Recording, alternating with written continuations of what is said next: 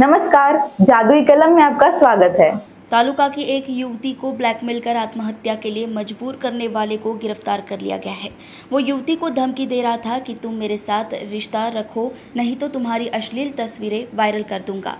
उससे तंग आकर पीड़ित ने जहर खाकर आत्महत्या करने की कोशिश की।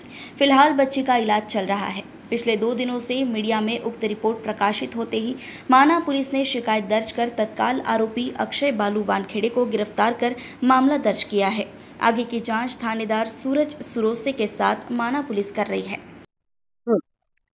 माझी मुलगी मध्ये शिकत असताना माझ्या मुलीवर एका गावातील मुलांनी बळजबरीने तिच्यावर अन्याय केला आणि अन्याय करून मला तिने घरी न सांगता डायरेक्ट पॉयझन घेण्याचा प्रयत्न केला आणि पॉयझन घेतली। मी डायरेक्ट तसाच पोलीस स्टेशनला जायचं मला काही काम पडलं नाही, डायरेक्ट मी दवाखान्यात घेऊन आलो आणि त्यातून मला मूर्त्या करून एफआयआर डायरेक्ट अकोल्याला केला। तो अजूनपर्यंत सुद्धा माझ्या मुलीवर काही कारवाई काही झाली नाही, काहीच नाही। अजून शासनाने पण सुद्धा काही लक्ष दिलं नाही। यातच मला एवढंच बोलायचं। माझी मागणी आहे की ज्या गुन्हेगारांना माझ्या मुलीवर हे केलेलं आहे त्याला सजा झाली पाहिजे, अगर नाही झाली तर याला शासन जबाबदार आहे।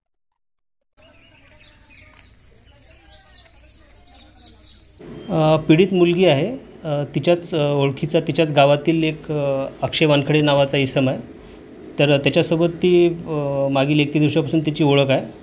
तर मागच्या वर्षी तो तिच्या घरी आला आणि तिची इच्छा नसताना बळजबरीने त्याने तिला जवळ घेऊन विनयभंग केला आणि त्याचा फोटो त्याने काढलेला होता।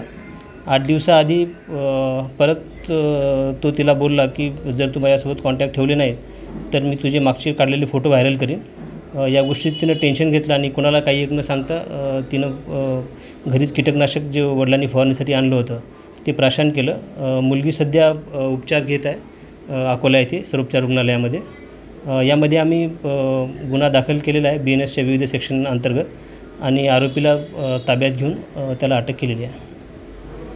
ऐसे ही खबरों को देखने के लिए हमारे चैनल को लाइक और सब्सक्राइब करें। धन्यवाद।